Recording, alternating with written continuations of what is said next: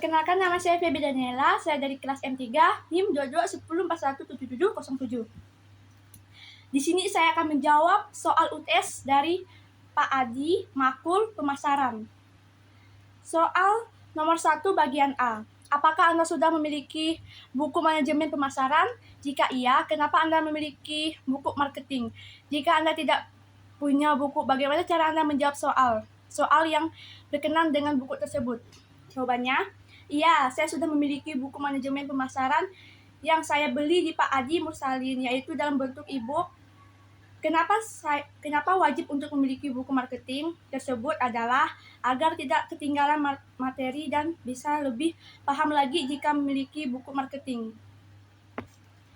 Soal nomor 1 bagian B. Apa tujuan Anda mengikuti kuliah manajemen pemasaran? Jawabannya, tujuan saya mengikuti kuliah manajemen pemasaran adalah ingin mendapatkan ilmu dari makul manajemen pemasaran ini, agar kedepannya ketika saya ingin bekerja, saya sudah tahu atau bisa bidang pekerjaan tersebut. Soal nomor 1 bagian C. Berapa kali Anda menghadiri kuliah manajemen pemasaran? Mengapa? Saya selalu menghadiri mata kuliah manajemen pemasaran karena saya tidak mau ketinggalan materi. Soal nomor 1 bagian D. Apakah Anda aktif menjawab soal-soal yang ditanya di kelas? Jika iya, buktikan bahwa Anda aktif. Dan jika tidak, mengapa Anda tidak aktif? Jawabannya, saya tidak terlalu aktif kalau soal menjawab, tapi saya selalu mendengarkan apa yang Pak Adi Mursalin atau dosen makul manajemen pemasaran, dan juga saya kadang mencatat materi yang disampaikan. Soal nomor 1 bagian E. Ada berapa tugas yang sudah saudara kerjakan? Dalam bentuk apa tugasnya? Jelaskan tugas Anda. Jawabannya, ada 1 tugas yang sudah saya kerjakan, tugas dalam bentuk video yang diupload di YouTube, kemudian linknya dibagikan. Tugas tersebut berisi tentang ringkasan bab 2 dengan judul Perkembangan Pemasaran di Abad 21 yang membahas tentang ekonomi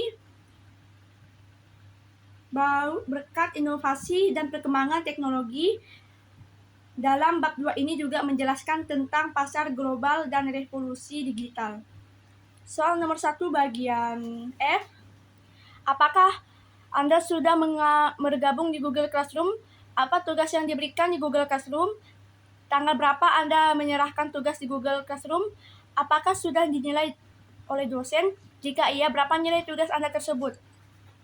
Jawabannya, saya sudah masuk di Classroom manajemen pemasaran. Saya mengumpulkan tugas tersebut pada tanggal 18 April. Tugas tersebut belum dinilai oleh Bapak. Soal nomor 2 bagian B. Soalnya, apa itu affiliate marketing? Please jelaskan. Affiliate marketing adalah suatu metode pemasaran atau bisnis di mana seorang yang bertugas sebagai afiliator akan mendapatkan sejumlah komisi setelah berhasil mempromosikan produk si pedagang. Soal nomor 2 bagian B. Dari manakah Anda mengetahui affiliate marketing place tersebut? Jawabannya, saya mengetahui affiliate marketing ini dari Pak Adi Mursalin yang selalu men-share tentang affiliate marketing place ini di grup. Soal nomor 2 bagian C. Apakah Anda mendaftar di affiliate marketing dan apa web reply Anda? Jawabannya, iya. Saya mendaftar di affiliate ini dan web buka saya adalah https://www.tokohaffiliate.com/amur2766. Soal nomor 2 bagian D. Apakah Anda merasakan tertarik ikut affiliate atau terpaksa daftar affiliate? Jelaskan jawaban Anda. Jawaban saya tertarik untuk mengikuti affiliate marketing place ini karena ingin memperdalam wawasan dalam bidang marketing dan pemasaran. Soal nomor 2 bagian F. Ada berapa marketing plan di Aplio tersebut? Jelaskan marketing plan dari Aplio tersebut. Lihat di trending online. Cara kerja Aplio yaitu cukup dengan kita membagikan link produk, lalu akan mendapatkan keuntungan atau komisi apabila ada pembelian menggunakan link tersebut. Soal nomor 2, bagian B. Dan nomor F. Ada berapa marketing plan di Aplio tersebut? Jelaskan marketing plan dari Aplio tersebut. Yang pertama, UNACEF Affiliate Marketing. Ini adalah model periklanan di mana afiliasi tidak memiliki koneksi ke produk atau jasa yang mereka promosikan. Mereka tidak memiliki keterampilan atau keahlian terkait yang diketahui dan tidak berfungsi sebagai otoritas atau membuat klaim tentang penggunaannya. Jenis ini adalah bentuk pemasaran afiliasi yang paling tidak terlihat. Kurangnya keterkaitan pada calon pelanggan dan produksi membebaskan afiliasi dari kewajiban untuk merekomendasikan atau menasihati. Yang kedua, related affiliate marketing. Seperti namanya, relate affiliate marketing melibatkan. Oke, saya akan menjawab soal nomor 2 bagian B dan nomor F. Ada berapa marketing plan di Aplio tersebut? Jelaskan marketing plan dari Aplio tersebut. Ada 3 marketing plan di Aplio tersebut, yaitu 1. United Affiliated Marketing. Ini adalah model periklanan di mana afiliasi tidak memiliki koneksi ke produk atau jasa yang mereka produksi. Mereka tidak memiliki keterampilan atau keahlian terkait yang diketahui dan tidak berfungsi sebagai otoritas atau membuat klaim tentang penggunaannya. Jenis ini adalah bentuk pemasaran afiliasi yang paling tidak terlihat. Kurangnya keterikatan pada calon pelanggan dan produksi membebaskan afiliasi dari kewajiban untuk merekomendasikan atau nasihat. Yang kedua, relate affiliate marketing. Seperti ini namanya, relate affiliate marketing melibatkan promosi produk atau jasa oleh afiliasi dengan beberapa jenis hubungan dengan penawaran. Umumnya koneksi antara ceruk afiliasi dan produk atau jasa. Afiliasi memiliki pengaruh dan keahlian yang cukup untuk menghasilkan tribe dan tingkat otoritas mereka menjadikan mereka sumber kepercayaan Aplio. Bagaimanapun tidak membuat keahlian tentang penggunaan produk atau jasa. Yang ketiga, innovate affiliate marketing. Jenis pemasaran ini membangunkan hubungan yang lebih dalam antara afiliasi dan produk atau layanan yang mereka promosikan. Mereka telah menggunakan atau sedang menggunakan produk dan yakin bahwa pengalaman positif mereka dapat dibagikan pada orang lain. Pengalaman mereka adalah iklan dan mereka berfungsi sebagai sumber informasi kepercayaan. Di sisi lain, karena mereka memberikan rekomendasi, reputasi mereka dapat dikompromikan oleh masalah ataupun yang ditimbul dari penawaran tersebut. Soal bagian C. Yang A, silahkan buka bab 2, 3, dan bab 4. Apa topik bab 2, 3, dan 4 tersebut? Jelaskan isi dari bab 2, 3, dan 4 tersebut. Bab 2 menjelaskan tentang abad ke-21 telah menyaksikan munculnya ekonomi baru berkat inovasi dan pengembangan teknologi. Untuk memahami ekonomi baru, paling penting untuk memahami secara singkat karakteristik dan fitur ekonomi lama. Revolusi industri adalah titik awal dari ekonomi lama dengan fokus pada produksi standar dalam jumlah besar. Produk masa ini penting untuk mengurangi biaya dan memuaskan basic konsumen yang besar. Seiring dengan pentingnya produksi, perusahaan berkembang ke pasar baru di seluruh wilayah geografis. Perekonomian lama memiliki hierarki organisasi di mana di manajemen puncak memberikan instruksi yang dijalankan oleh manajer menengah atas para pekerja. Sebaliknya, ekonomi baru telah melihat daya beli sepanjang waktu berkat revolusi digital. Konsumen memiliki akses ke semua jenis informasi untuk produk penyesuaian dengan peningkatan dramatis dalam hal penawaran produk. Soal bagian C yang A. Silakan buka bab 2, 3, dan bab 4. Ada topik bab 2, 3, dan 4 tersebut. Jelaskan isi dari bab 2, 3, dan 4 tersebut. Baiklah, di sini saya akan membaca ringkasan dari bab 2, 3, dan 4.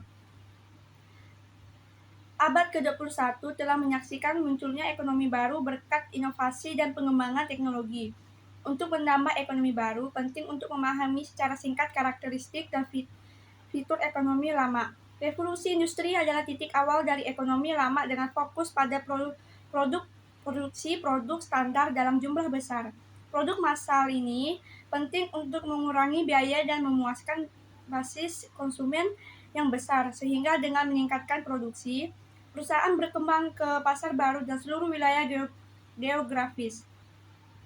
Perekonomian lama memiliki hierarki organisasi di mana manajemen puncak memberikan instruksi yang dijalankan oleh manajer menengah atas para pekerja.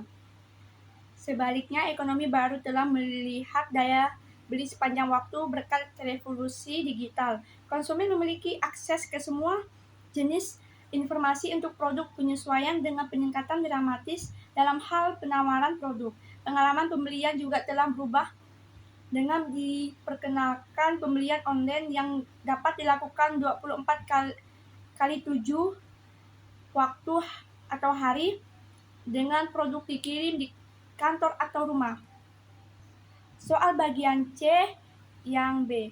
Apakah yang dimaksud dengan manajemen pemasaran dan konsep pemasaran? Jawabannya, manajemen pemasaran atau yang sering disebut marketing manajemen merupakan salah satu jenis manajemen yang dibutuhkan untuk semua bisnis. Marketing manajemen ini menyangkut produk atau jasa agar lebih dikenal konsumen. Oleh sebab itu, pihak perusahaan harus mengerti diskursus lengkap terkait manajemen marketing ini. Manajemen pemasaran atau marketing manajemen harus diperhatikan oleh sebuah organisasi atau perusahaan karena berkontribusi banyak hal untuk kelancaran pemasaran produk.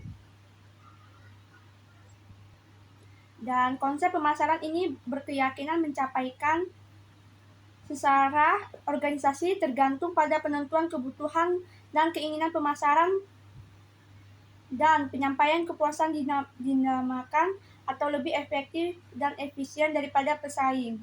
Konsep pemasaran mulai diberlakukan karena penjualan mulai turun, bertumbuhan produk melambat, pola pembelian yang berubah, persaingan yang meningkat, serta biaya penjualan meningkat. Yang bagian D, apakah perbedaan antara konsep produk, konsep produksi, konsep penjualan, dan konsep pemasaran? Jelaskan jawaban Anda. Konsep produksi merupakan konsep bahwa konsumen atau pelanggan akan menyukai produk yang tersedia dan harganya terjangkau, serta manajemen harus berusaha keras untuk memperbaiki produk dan efisien distribusi. Ya, konsep produk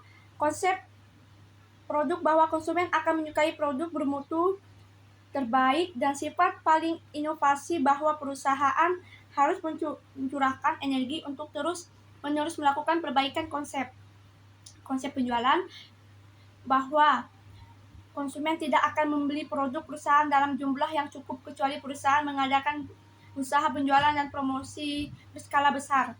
Dan konsep pemasaran ini berkeyakinan mencapai secara organisasi tergantung pada penentuan kebutuhan dan keinginan pasar sasaran dan penyampaian kepuasan ditambahkan itu lebih efektif dan efisien daripada pesaing. Konsep pemasaran mulai diberlakukan karena penjualan mulai turun, pertumbuhan produk melambat, pola pembelian yang berubah, persaingan yang meningkat, serta biaya penjualan meningkat. Yang keempat, soal bagian D. Soal bagian D berkenankan dengan video manajemen pemasaran. Silakan buka link YouTube yang telah Bapak kirim dan menjawab soal tersebut. perintah. Video record jawaban Anda dan diupload dalam YouTube dalam bentuk publik, bukan privat, dan kumpulkan link video dan Anda di komen. Oke. Judul video adalah Mata Kuliah Manajemen Pemasaran. Pembicaranya Bapak Dr. Ahmad Ikhwan Setiawan SE MT.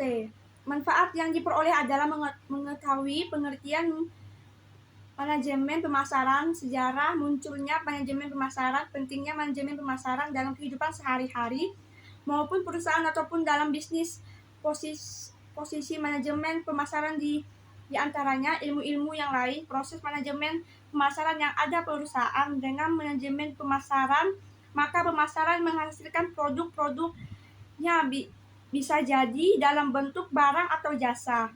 Karena dengan mempelajari manajemen perusahaan, maka perusahaan mampu melampaui kebutuhan yang telah diperlukan oleh konsumen. Harapannya dengan memahami konsumen, perusahaan bisa menghasilkan produk yang betul-betul dibutuhkan. Manajemen pemasaran adalah urat nadi dari perusahaan. Ini sangat diperlukan supaya perusahaan bisa berkembang melalui masa-masa pertumbuhan maupun masa-masa berkelanjutan bisnisnya. Sekian dan terima kasih. Jika ada kata-kata yang kurang mengenakan, saya mohon minta maaf. Terima kasih.